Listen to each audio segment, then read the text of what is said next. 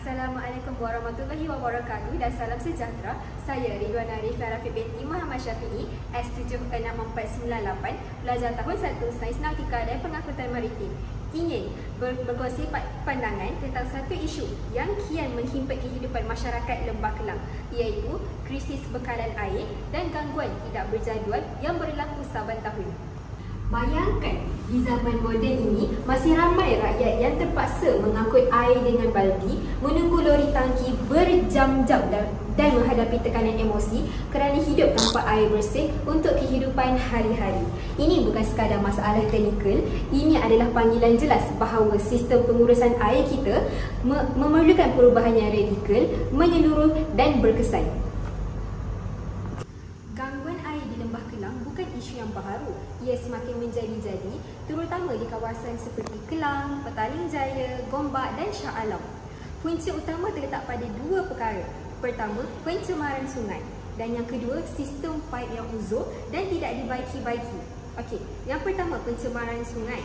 Seperti yang berlaku pada bulan Julai 2024 apabila kilang haram membuang bahan kimia ke Sungai Selangor menyebabkan lori rawatan utama terpaksa dihentikan operasinya. Akibatnya, ratusan ribu pengguna terpaksa berdepan hari-hari tanpa bekalan air yang bersih. Kedua, sistem paip air yang uzur dan tidak diselenggara secara proaktif.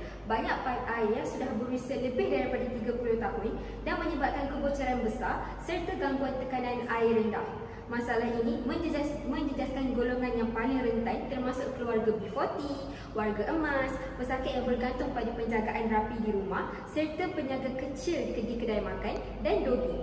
Lebih menyedihkan, rakyat terpaksa membayar bil air setiap bulan tetapi masih menerima perkhidmatan yang tidak konsisten. Isu air ini sebenarnya adalah isu keadilan sosial. Setiap rakyat berhak mendapat akses kepada air bersih sama seperti hak pendidikan, kesihatan dan keselamatan. Pihak kerajaan dan sektor seperti Air Selangor haruslah bertindak lebih pantas dan telus. Antara cadangan yang boleh dipertimbangkan, naik taraf paip air lama secara menyeluruh dan bukan bersifat tampal semata-mata. Yang kedua, mempercepatkan pembinaan dan pengoperasian loji rawatan tambahan seperti Langat 2 dan HORAS Horas 600. Yang ketiga, siasatan terhadap pencemar sungai perlu disegerakan dan perlu dikenakan hukuman yang lebih berat termasuk menyenaraikan hitam syarikat yang terbabit.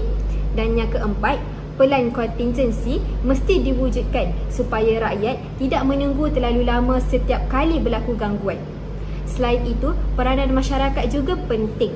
Kita boleh mula dengan menjimatkan penggunaan air, melaporkan aktiviti pencemaran yang berlaku dan mendidik anak-anak tentang pentingnya menjaga sungai dan sumber air. Sebagai rakyat, kita tidak harus hanya menunggu perubahan daripada pihak atasan, kita juga adalah sebahagian daripada penyelesaian.